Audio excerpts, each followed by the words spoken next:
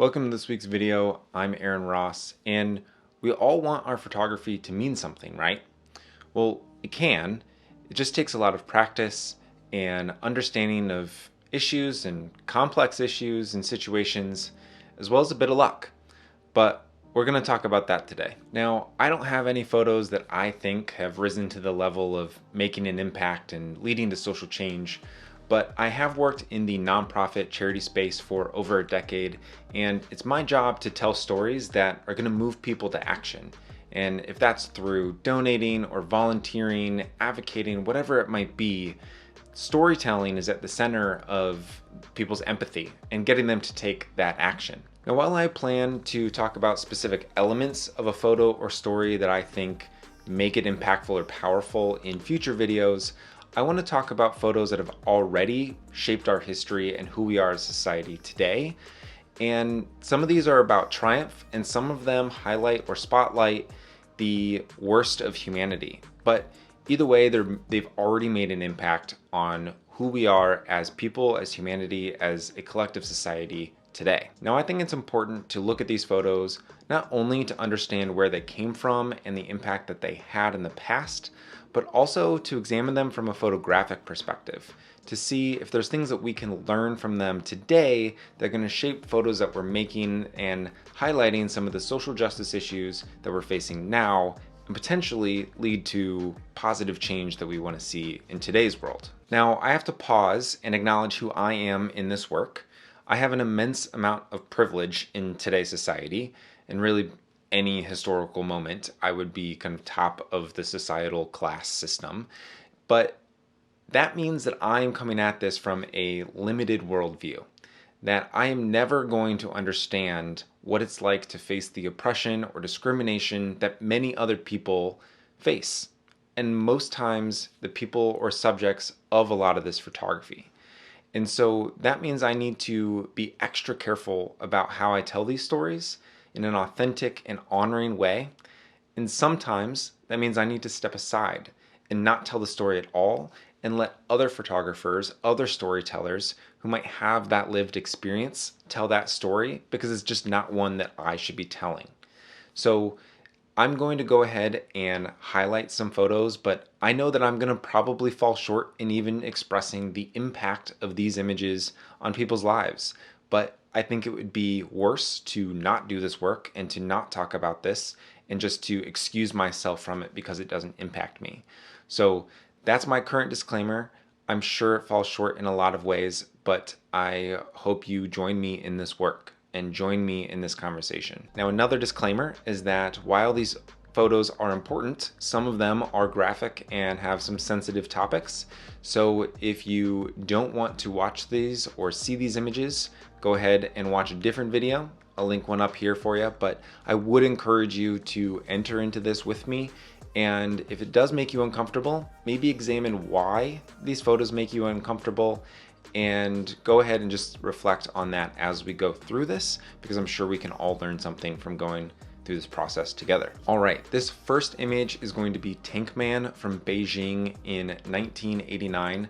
This photo was taken by Jeff Wedner, and this photo helped shape the world's view of China and their anti-democratic policies, especially after Tiananmen Square massacre, which occurred just the night before this photo. And from my perspective, there are two main things that make this photo powerful. The first is the story of one. There's one character, and we can all empathize with that one character. It's much easier for humans to empathize with one. It's much harder for us to connect with the hundreds or thousands that were killed in the massacre the night before, because it becomes a number as opposed to another human. And the second is rooting for the underdog. We see somebody here who is clearly outpowered by the tanks, but we root for him. We want to see him take down this powerful, evil empire, and that really makes it powerful and tells us that we want to act. We want to be on his side. The second image is Earthrise, which was taken from the moon in 1968, or I guess technically orbiting the moon. This photo was taken by astronaut William Anders, and it helped launch the environmental movement, as it was the first image taken of Earth, not from Earth. And this photo definitely benefits from being the first. We've now have many photos that have been taken over the years of this similar shot from the moon or from the space station of our planet that were taken with better photography gear, but this one has the fact that it was the first. And it showed us that our world is beautiful, but it's also finite, and that we only have one planet and we need to protect it, which really, again, launched that environmental movement. And this one is definitely hard to look at. This is Emmett Till, which was taken in 1955 by David Jackson.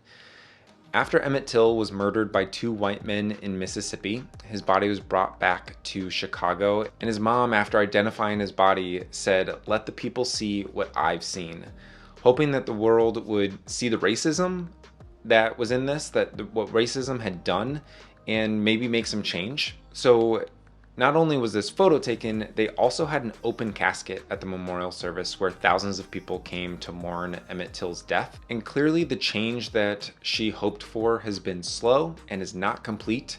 We do have to give her a ton of credit for her courage in showing her son in this state to the world, and also for playing an early role in the civil rights movement. This is a more recent photo, but this is the Situation Room from 2011.